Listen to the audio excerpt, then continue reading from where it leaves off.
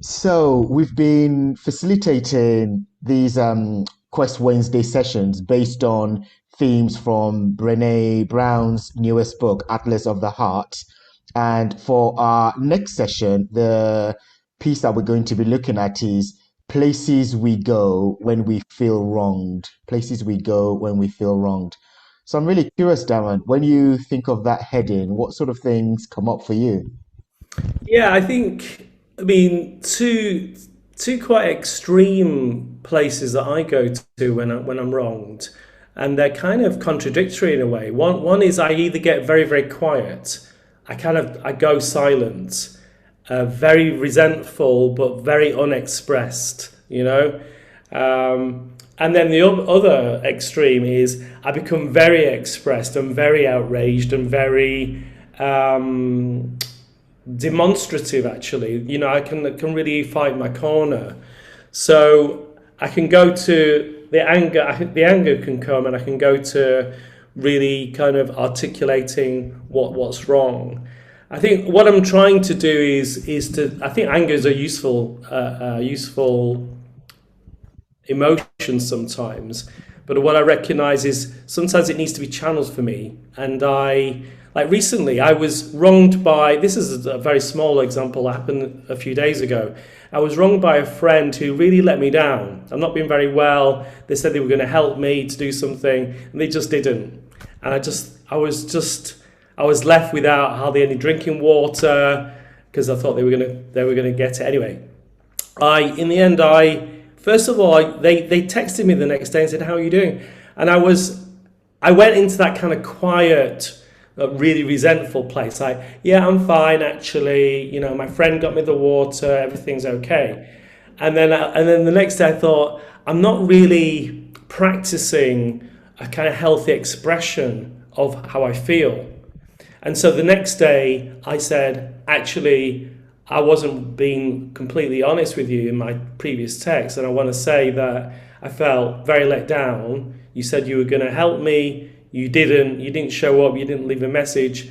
And it wasn't, I didn't find that very acceptable. And so there was something measured in the way that I expressed it. It wasn't vindictive, and it wasn't like I was stabbing the person, but I was being very clear and very expressed.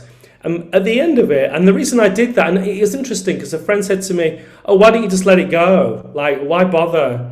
Why give them the time of day?" So, and I think in the past I would have gone, yeah, and I would have used that as an excuse not to gone back to them. But this time I thought, I need to be clean of this. And until I express this to the person, I know that I will probably carry that for years, that resentment. And it's toxic, actually. And it probably would build beyond what the whole situation really demanded in the first place. So I was really proud that I expressed myself and let it go. And it just feels cleaner, actually. So I'm trying to use my anger and reaction when I'm wronged in what I think is a very functional, healthy way. So, because otherwise, if I just go quiet and resentful, I don't think that's a useful way to be either. So, those were some of my experiences I've had that kind of related to the topic. Yeah, I think for myself, one of the ways that it sometimes comes up is when I feel that I'm not being seen by the other person, when I feel I'm misunderstood, when I feel that I am fitting into maybe a stereotype or perception that the other person might hold. So in those moments, I can certainly go to a place of rumination, which is sort of tied in with that anger and that resentment as well. The rumination certainly comes up really strongly for me. So I had that a couple of days ago when I was flying from the UK back to the Netherlands, and one of the attendants at the airport behaved in a particular way, and I felt wronged. I felt he had stereotyped me, he had profiled me, and I just noticed that all through the flight, it was on my mind. It was playing out. There was this sort of resentment that was going on. This sort of rage that was certainly bubbling up. So I certainly go to that place actually. And and as I was thinking of the topic, places we go when we feel wronged, one of the things I also noticed was I can go into that victim place very, very quickly. Woe, woe me, all this is happening to me. And I was trying to think of moments where I might have wronged another person, where I've been the perpetrator, or where I have been the bystander who has observed some of that going on.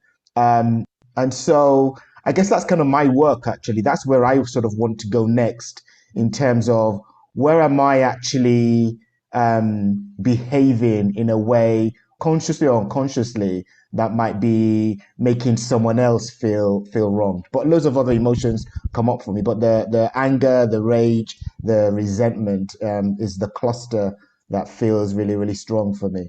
Yeah, Yeah. So I'm really looking forward to our conversation when we facilitate the session. I think it's going to be another rich exploration. yeah, me too.